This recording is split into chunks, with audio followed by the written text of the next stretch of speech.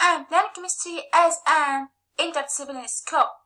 The biological action of nanomaterials relies on inherent physiochemical merits not routinely recognized in toxicity researches.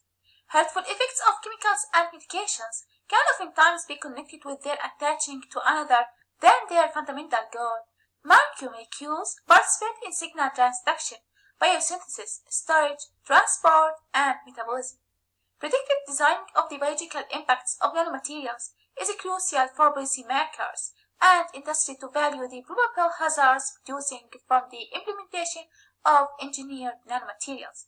Since the precocious days of studies concerning protein-protein interaction, connecting structure to affinity has become a case of value to crystallographers as to biophysics and biochemists.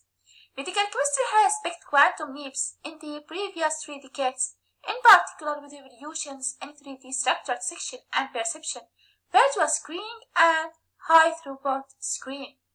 The variation between the different stereoisomers might become significantly great enough to totally remove binding.